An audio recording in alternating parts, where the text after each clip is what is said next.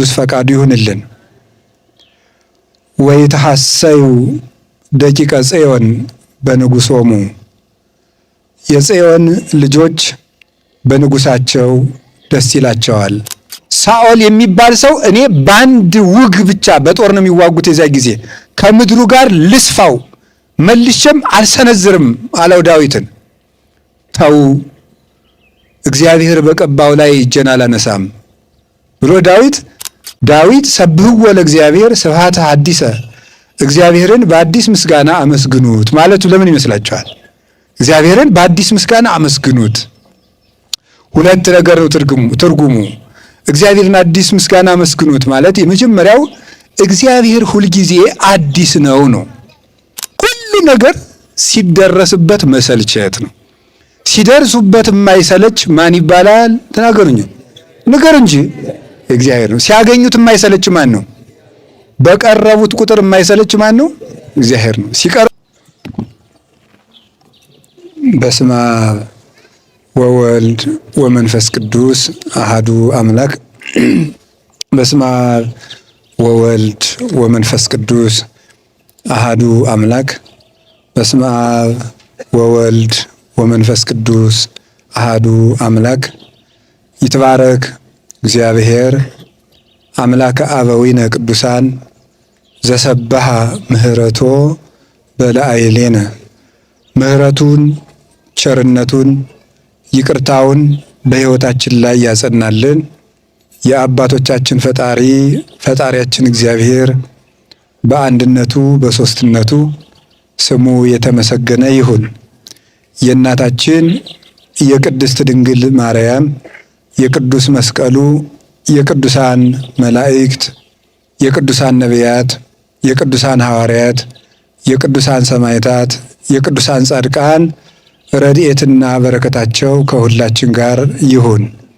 የተከበሩ መምህራችን መምህር አባ ገብረ ሥላሴ ምህረት የርዕሰ ገዳማት ወአድባራት ጣና ቅዱስ ቂርቆስ የአባቶችና የእናቶች አንድነት ገዳም አበምኔት፣ የተከበራችሁ አባቶቻችን ካህናት፣ የተከበራችሁ ሊቃውንተ ቤተ ክርስቲያን፣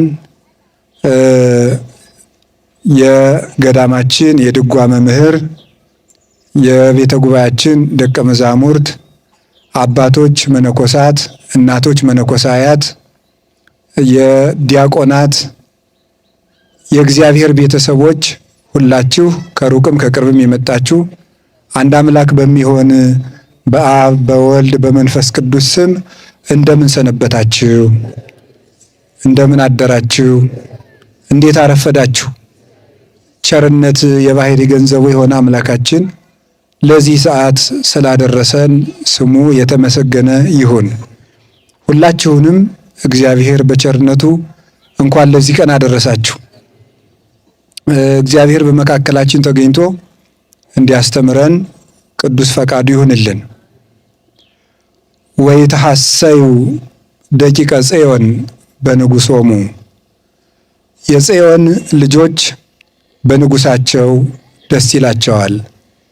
የቅዱስ ዳዊት መዝሙር 149 ቁጥር 2። ሁላችሁንም አንድ ጊዜ ይህንን ቃል ላስበላችሁ። የጽዮን ልጆች በሉ። በንጉሳቸው ደስ ይላቸዋል። እንድገመው። የጽዮን ልጆች በንጉሳቸው ደስ ይላቸዋል። ሶስተኛ፣ የጽዮን ልጆች በንጉሳቸው ደስ ይላቸዋል። መዝሙር 149 ቁጥር 2። እሺ፣ ቅዱስ ዳዊት ነው የተናገረው። ዳዊት ማለት ልበ አምላክ ማለት ነው።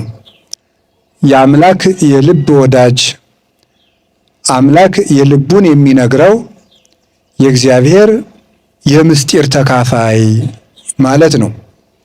ሰው ጠባዩ ከጠባዩ አመሉ ከአመሉ ጋር ሲገጥምለት በሐሳቡ የተስማማውን ሰው አይቶ ወዳጁ ያደርገዋል። ወዳጁ ሲሆን ደግሞ የልቡን ሐሳብ ሁሉ ለዚያ ሰው ያካፍለዋል። ደስታውንም ሐዘኑንም እቅዱንም ለሚወደው ሰው ያካፍላል። የታመነ መሆኑንም አይቶ ነው። እንደ ወንፊት የፈሰሰበትን ሁሉ ለሚያፈስሰው ወዳጅም ቢሆን ያበሉታል፣ ያጠጡታል፣ ያጫውቱታል እንጂ ምስጢር አያካፍሉትም።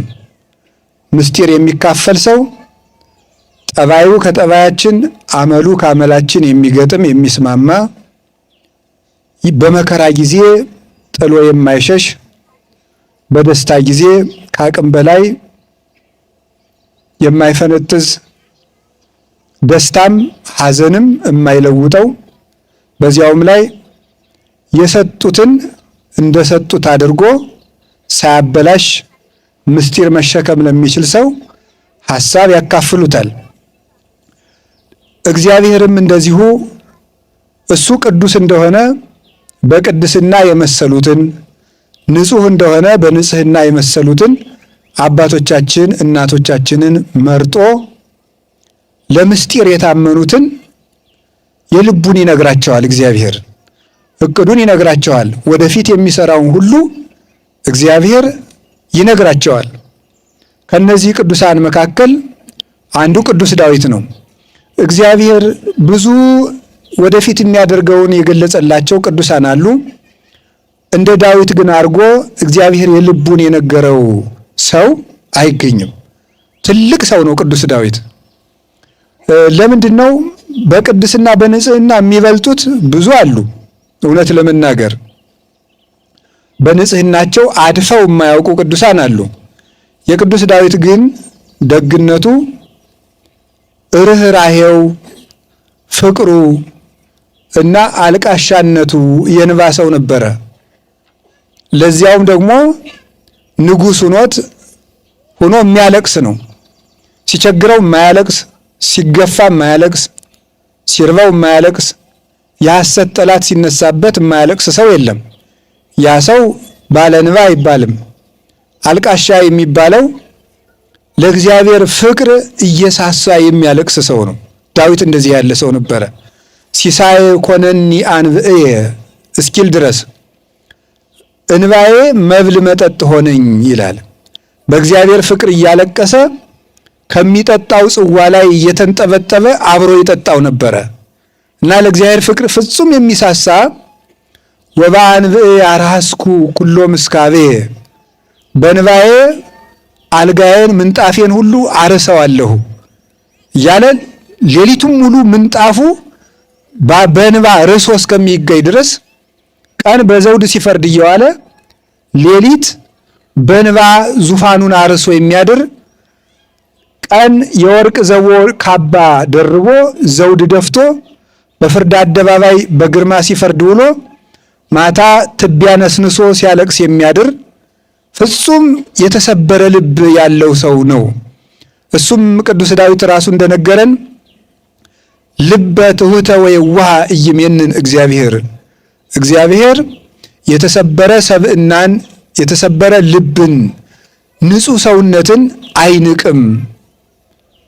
መስዋዕቱ ለእግዚአብሔር መንፈስ የዋህ፣ ለእግዚአብሔር የሚቀርብ ንጹሕ ምስጋና እግዚአብሔር የሚወደው መስዋዕት ቅን ሰውነት ትሑት ሰብእና ያለው ሰው ነው ብሎ እንደነገረን ቅዱስ ዳዊት የእግዚአብሔር ፍጹም ወዳጁ፣ ጠላቶቹን የሚወድ የሚያሳድዱትን ጠላቶቹን እያባረሩት አግኝቶ ጥሎ የሚሄድ የፍቅር ሰው ነው። እስከ ዛሬ ድረስ እኔ ባለበ ዘመኔ እንደ ቅዱስ ዳዊት ያለ ፍቅርን የጠገበ ሰው እንደ እንጀራ አይቼ አላውቅም። በተማርኩትም ትምህርት ፍቅርን እንደ እንጀራ የጠገባት ሰው ነው ቅዱስ ዳዊት። ለምሳሌ አንድ ነገር ልንገራችሁ። አንድ ሰው እናንተን ሊገላችሁ እየፈለጋችሁ ብዙ ሰራዊት ይዞ እየፈለጋችሁ ሊገላችሁ ነው የሚፈልጋችሁ። ሊገላችሁ እየፈለገ ድንገት ያ ሰውዬ እንቅልፍ ወስዶት ሰይፍ ይዞ ተኝቶ ብታገኙት ምን ታደርጋላችሁ? ሲያባርራችሁ ያለውን ሰውዬ ማለት ነው። ከኋላችሁበት አላውል ካደራችሁበት አላሳድር ያለ ሰውዬ እያባረራችሁ ውሎ ድንገት ብታገኙት ምንድነው የምታደርጉት? ጸሎቴን እግዚአብሔር ሰማኝ ብለን አናቱን ነው አይደለም? አንተ ግፈኛ፣ አንተ እኔን ስታባረር እግዚአብሔር ከእጄ ጣለህ ብለን ፈጥፍተን ነበር ምንጥለው። ዳዊት ሳኦል የሚባል ንጉሥ እያባረረው ከዚያ በኋላ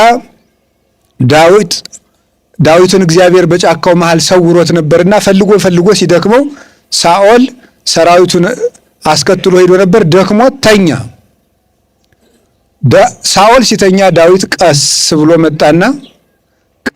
ብሎ መጥቶ ከሳኦል ከልብሱ ጫፍ ቆርጦ ይዞ ሄደ።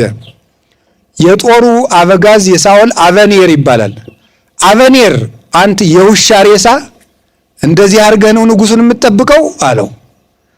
የልብሱን ጫፍ ቆርጦ ማዶ ሆኖ ነው እንደዚያ የሚለው ማለት ነው።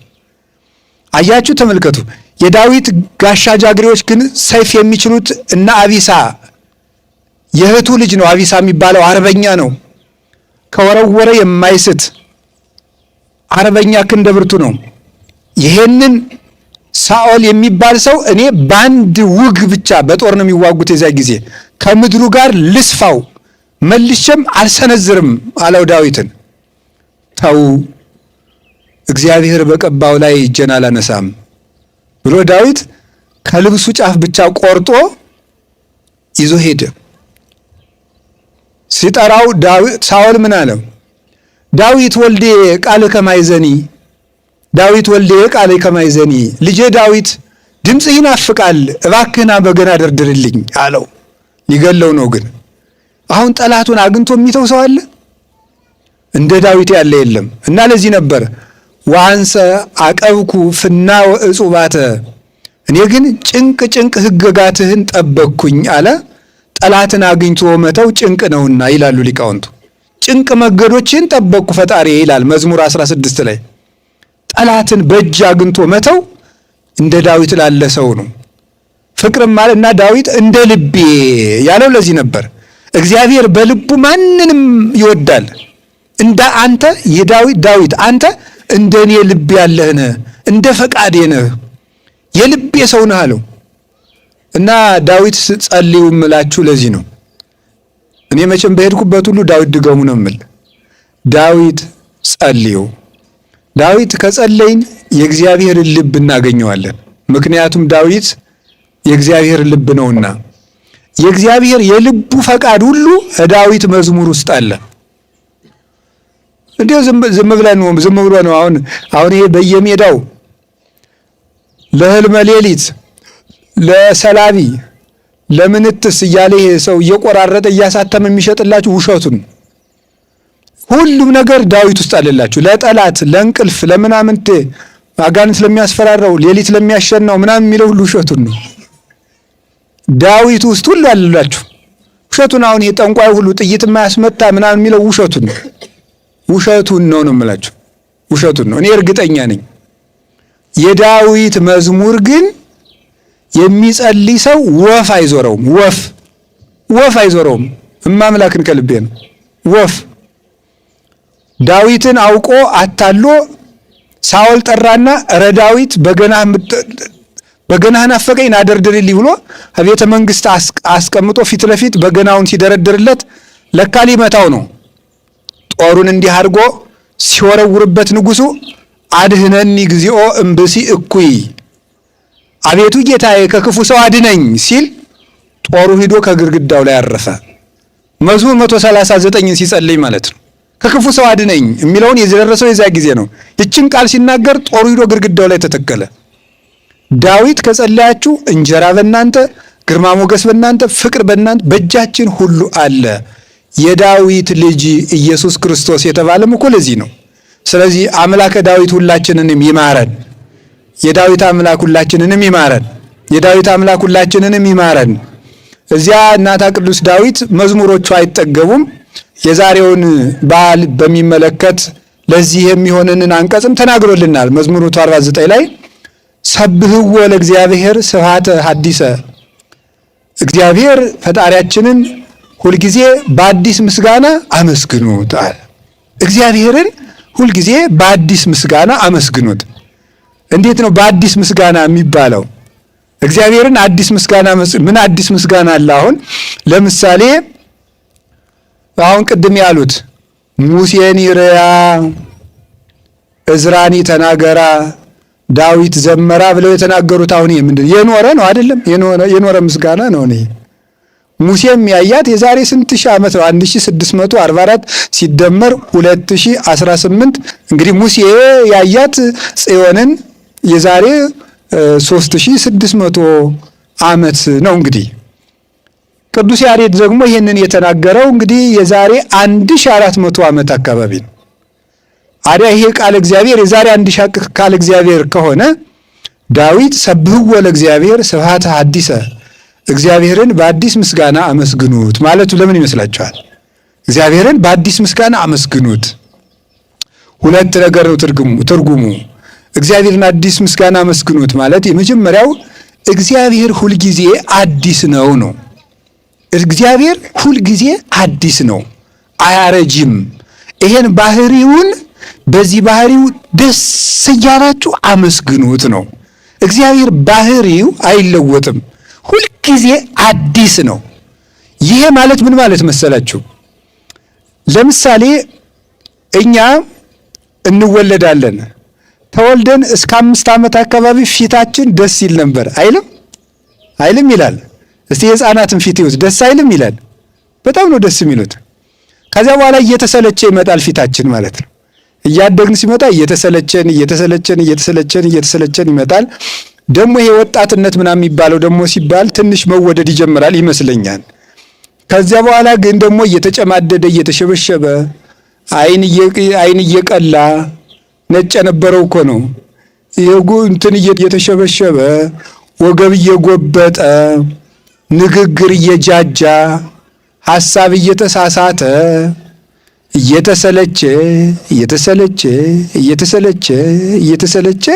ይመጣል። ስናረጅ ልጅ አያዳምጠን። ይሄ 40 ዓመት 30 ዓመት 40 ዓመት 50 ዓመት የሆነው ሰው ሲናገር ዝም በሉ የሚባለው ሰውዬ 70 ዓመት ላይ ሲናገር አይዋ ደግሞ ዝም ብለህ ነው ይባላል ማለት ነው። ዝም በል አንተ ዝም በል ይባላል። ይሰለቻል ማለት ነው። እግዚአብሔር ግን ትናንት ቢናገር፣ ዛሬ ቢናገር፣ ነገ ቢናገር እሱ ምን ጊዜም አዲስ ነው። በዘመኑ እርጅና የለበትም። አልቦ ርሳን በውርዛዊሁ የሚለው ኤጲፋኒው ስለዚህ ነው። በቀዳማዊነቱ በጎልማሳነቱ በእግዚአብሔር እርጅና የለበትም። አልቦ ጽልመት ውስተ መክፈልታቲሁ በባህሪው ጨለማ ጨርሶ የለበትም። እግዚአብሔር የማይሰለች ወጣትነቱ ተወዶ ጎልማሳነቱ የማይሰለች፣ ጎልማሳነቱ ተወዶ ሽምግልናው የማይሰለች እግዚአብሔር ወጣትነት፣ ልጅነት፣ ሽምግልና የሌለበት እንዳኖሩት የሚገኝ ሁልጊዜ በባህሪው የሚኖር መለወጥ የሌለበት ባህሪ ያለው እሱ እግዚአብሔር ነው።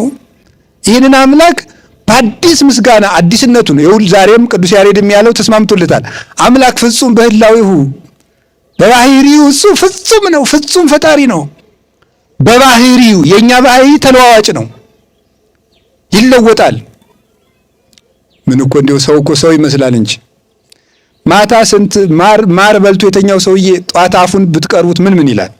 ይቅርታ በጣም የሚሰለች ነው የሰው ልጅ። እግዚአብሔር ሁልጊዜ የማይጠገብ ነፍስ አመስግነው የማትጠግበው እግዚአብሔር ነው። ሁልጊዜ አዲስ እግዚአብሔር ነው። እውነቴንም ነግራችሁ ልብስ እስክናሰፋው እንቸኩላለን፣ ስንለብሰው ይሰለችናል። እስክንለብሰው ብለን የምንቸኩለው ነገር ፋሽን እኮ የልብስ የሰው ልጅ አይምሮ አልጠግብ ሲል ነው የመጣው። ስንለብሰው ይሰለችናል። እግዚአብሔር ለብሰውት ግን አይሰለችም። ሀገር እስክናየው ቸኩላል። እንዲህ ያለ ከተማ አላሉ ቢባል እስከምናየው ቸኩላል፣ ስናየው ሰለቸዋል። ሰውን ስንተዋወቀው መጀመሪያ እንዴት ነበረ? እስኪ ተመልከቱ። መጀመሪያ ስትተዋወቁ አንድ ሰው ጋር አይታችሁታል? ጤና ይስጥልን፣ እንዴት ናችሁ? ደህና ናችሁ? ኧረ አይገባም፣ ሰው ማለት ነው። ከዚያ በኋላ እየቀነሰ እንደ ልብስ ፌድ እያረገ ይመጣል። እግዚአብሔር ይውላችሁ ሰውን ባወቅነው ቁጥር ስንቀርበው ድክመቶቹን እያወቅናቸው እንመጣለን። የሚሰለቹን ነገሮች እናገኛለን። እዚያ ወጉ ይሰለቻል፣ አመጋገቡ ይሰለቻል፣ የሆነ ነገሩ ይሰለቻል። እግዚአብሔር ደግሞ ሲቀርቡት ደስ እያለ እየመሰጠ ይሄዳል እግዚአብሔር እና እግዚአብሔር ሁልጊዜ አዲስ ነው እና በእግዚአብሔር ደስ ይበላችሁ የሚባለው ለዚህ ነው። የዚህ ዓለም ደስታ ሁልጊዜ ሲያገኙት ሲሰለች። ድግስ ራሱ ሰልችቷችሁ አያውቅም? ድግስ ራሱ እኮ ይሰለቻል። እስኪ ቆይ አሁን ሰዎች ሙክት አርደው ጠላ ጠምቀው እንጃ ብቻ ጠጅም ይጥመቁ ውሃም ይቅዱ ዘመድ ይብራሉ። አንዱን ከአዲስ አበባ፣ አንዱን ከጅማ፣ አንዱን ከመቀሌ፣ አንዱን ከሶማሌም ቢሆን ብትሉት ከየትም ይጥራ ብቻ ጠራርቶ ድግስ ዘመዶችን በሙሉ አጠራቅሞ ድግስ ይደግሳል። ደስ ይላል። ሊመጡ ሲሉ አቤት ጉጎቱ የደረሳችሁ እዚህ አሁን ነገሌን ደግሞ እንትና ተቀበሏቸው። ይነጠፍ፣ ይታረድ፣ ይጎዝጎዝ፣ ይከተፍ፣ ይጎረስ፣ ይጠጣ። ሰዎቹ በሉ ደህና ዋሉ ብለው ሲሄዱ ቤቱ የተወረረ ቤት ሆኖ ቁጭ ይላል ማለት ነው። ሁሉ ነገር ሲደረስበት መሰልቸት ነው። ሲደርሱበት የማይሰለች ማን ይባላል? ተናገሩኝ፣ ንገር እንጂ እግዚአብሔር ነው። ሲያገኙት የማይሰለች ማን ነው? በቀረቡት ቁጥር የማይሰለች ማን ነው? እግዚአብሔር ነው። ሲቀርቡት የማይሰለች እግዚአብሔር ነው። ሰውን ስናውቀው አሁን እናንተን እየሰማችሁ ነው፣ ትሰሙኛላችሁ፣ ደስ ብሏችሁ ነው የምትሰሙኝ። 3 ቀን ግን አብራችሁ ብታድሩ እሰለቻችኋለሁ። እንዲህ አይነት ዘብዛባ ነው እንዲህ የሰውዬ ለካ እንደው እኔ ደግሞ ነበር የምትሉት ማለት ነው። ሰው እንደዚህ ያለ ይውላችኋል። ሰው ሲያገኙት ይሰለቻል። የማይሰለች ማን ብቻ ነው? እግዚአብሔር አትሉም? እግዚአብሔር ግን አይሰለችም። እና ሰብሕዎ ለእግዚአብሔር ስብሐተ አዲሰ፣ እግዚአብሔርን አዲስ ምስጋና አመስግኑት። ቢናገር የማይሰለች ስጦታው የማይሰለች እግዚአብሔር ነው። ስጦታው የማይሰለችበት ሀገሩም አዲስ ናት። ለዚህ እሱ አዲስ ስለሆነ እኮ ነው መንግስተ ሰማያትም አዲስ የምትባለው። ሐዳሳተ ሰማያት ወሐዳሳተ ምድር የሚባለው የምንጠብቃት አገርም አዲስ ነው የምትባል መንግስተ ሰማያት። አዲስ ምድር አዲስ ሰማይ ሪኩ ሰማይ ሐዲሰ ወምድር ሐዳሰ እስመሰሰለ ሰማይ ቀዳማዊ ወምድርኒ ቀዳማዊት ወባሕርኒ ተስረ እንከ ይላል ቅዱስ ዮሐንስ በራእየ ዮሐንስ ሲናገር አዲስ ሰማይና አዲስ ምድር አየሁ፣ አሮጌው ሰማይና አሮጌው ምድር አልፏልና ይላል። አዲስ ሰማይ አዲስ ምድር የተባለች መንግስተ ሰማያት ለምንድን ነው አዲስ ምድር የተባለችው? አዲስ ሀገር የተባለችው ሁልጊዜ የማትሰለች ማለት ነው። እንዴ አንድ ሰው አሁን አንድ ቤት ውስጥ አስገብቶ ጥሩ ወንበር ላይ አስቀምጦ ጋርዶ መጋረጃ ጋርቶ የምትፈልጉት ምግብ እየሰጠ የምትፈልጉትን መጠጥ እየሰጠ የፈለገ ቢያር እንዳትንቀሳቀሱ ብሎ ሳምንት ቢያስቀምጣችሁ ኧረ እኔ ይቅርብኝ እኔ ወጥቼ በቃ ቆሎ በላለሁ አትሉም? አይሰልቻችሁም? ይሰልቻል እኮ። ታዲያ መንግስተ ሰማያት ለመግባት ያብቃን እንጂ ገብተን ዘላለም ስንኖር ለምን አሰለቸንም ይመስላችኋል? እግዚአብሔር አዲስ ስለሆነ ነው። እግዚአብሔር አዲስ ስለሆነ መንግስተ ሰማያት ሁልጊዜ ምንድን ናት? አዲስ ናት፣ አትሰለችም። እና እግዚአብሔር ሁልጊዜ አዲስ ነው። ሰብሕዎ ለእግዚአብሔር ስብሐተ ሐዲሰ፣ እግዚአብሔርን በአዲስ ምስጋና አመስግኑት። ቢያገኙት የማይሰለች እግዚአብሔር ብቻ ነው። እግዚአብሔር ሁልጊዜ ቢነጋገሩት አይሰለችም። ተጫዋች ሰዎች እንኳን እያፈራረቅን ስናገኛቸው ነው እንጂ ዝም ብሎ አንድ ሰው የሚያስቅ ነገር ልንገራችሁ ብሎ ትናንት የነገረንን የዛሬ ዓመትም የዛሬ ወርም እንዴ አንተ ወጋት ለውጥም ብለን ስልችት ነው የሚለን። እግዚአብሔር ግን እውነቴን ልንገራችሁ አንድ ነገር ዓመት ቢያወሩት እግዚአብሔር አይሰለችም። አቡነ ዘበሰማያት እያሉ እኮ አንድ ጻድቅ ራባ ይትቀደስ ስምከ ይበሉ ቢሏቸው ገና ይኸኛውን አልጠገብኩትም አሉ። አቡነ ዘበሰማያት ብቻ እያሉ ማለት ነው። እግዚአብሔር ፈጽሞ አይጠገብም። እግዚአብሔርን ለማየት የምትጓጓ ነፍስ ካገኘች ይኸው መላእክት ይገርማቸዋል። ዘያፈተውም ለመላእክት ከመ ይሐውጽዎ መላእክትን ይኸውላቸው ዓለም ከተፈጠረ 7518 ነው በኦርቶዶክስ ትውፊታዊ አቆጣጠር 7518 ዓመቱ ነው እንግዲህ ዓለም ከተፈጠረ። ሳይንሱ ብዙ ቢሊየን ዓመት አለ ሚሊየን፣ እኛ እዚያ ውስጥ አይደለንም። አሁን እያወጋን ያለው ስለ ሃይማኖት ነው። እና 7518 ዓመት ነው ዓለም ከተፈጠረ። ይገርማቸዋል። መላእክት ዓለም ከተፈጠረ ጀምሮ እግዚአብሔርን ያዩታል። እያዩት ግን መልሰው ሊያዩት ይፈልጋሉ ይላል ቅዱስ ጴጥሮስ በመልእክቱ ሲናገር። 7000 ዓመት አይተውት እንደገና ሊያዩት ይፈልጋሉ። አይገርማችሁም? 7000 ዓመት አመስግነውት እንደገና እሱን የማመስገን ረሃብ አለባቸው። ይገርማል እኮ።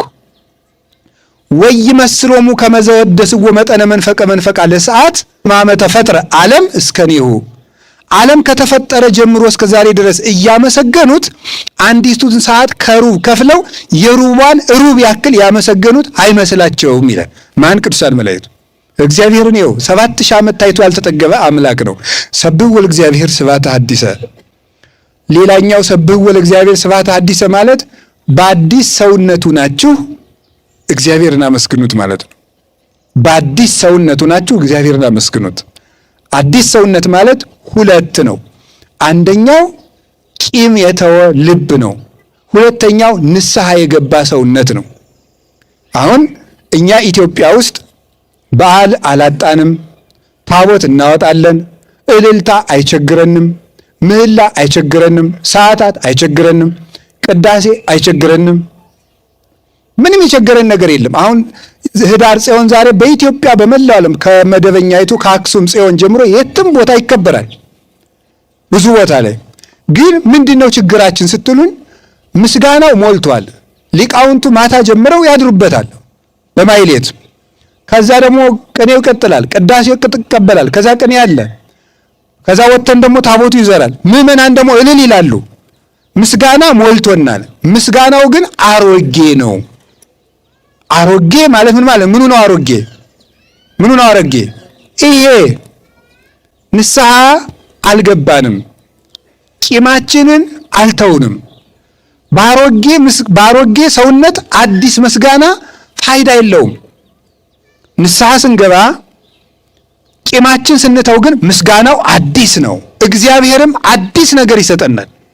አዲስ ሰላም፣ አዲስ ደስታ፣ አዲስ ስጦታ ይሰጠናል። ያን የሚሰጠን እኛም አዲስ ስንሆን ነው። አሮጌ በአዲስ አዲስ በአሮጌ አይረባም ብሏል ጌታ። ተመልከቱ። ወአልቦ ዘይጠቅብ ልብሰ ሐዲሰ ውስተ ልብስ ብሉይ። አዲሱን ጨርቅ አምጥቶ ከአሮጌው ልብስ ላይ የሚሰፋ ሰው የለም አለ። አሮጌ ጋቢ ቢኖር አዲሱን ጋቢ አምጥተው ቢሰፉበት ምን ያደርጋል? ምንድነው የሚያደርገው? ቀዳዳውን ያስፈፋዋል። ለምን? ይከብደውና አሮጌው ማግ ተመልከቱ፣ አዲሱን ጨርቅ መሸከም ሲያቅተው እንዲያውም ቀዳዳው ሰፍቶ መልሶ ቀዶት ይሄዳል። አሮጌ ልብስ ላይ አዲስ ልብስ አይሰፋም። ማን ያለ እንደዚህ? ጌታ። ማቴዎስ ወንጌል ምዕራፍ 9 ላይ ወአልቦ ዘይወዲ ወይነ ሐዲሰ ውስተ ዝቅ ብሉይ። በአሮጌ ማሰሮ ላይ አዲስ ወይን የሚጠምቅ ሰው ወይም የሚቀዳ የሚጨምር ሰው የለም አለ። ወይኑ ኃያል ስለሆነ አሮጌውን ወይን ምን ያደርገዋል? ሰንጥቆት ይሄዳል። እንደዛ ከሆነ ምን ይሆናል? ዝቁሂ ይነቅ ወይኑሂ ይታጎል። ረዋቱ ይሰነጠቃል፣ ወይኑም ይፈሳል። አዲስ ሕግ አለን፣ አዲስ አምላክ አለን፣ እርጅና የሌለበት አዲስ ሕግ አለን፣ አዲስ ቤተ ክርስቲያን አለችን። እኛ ግን አሮጌ ነን። እኛ መታደስ አለብን።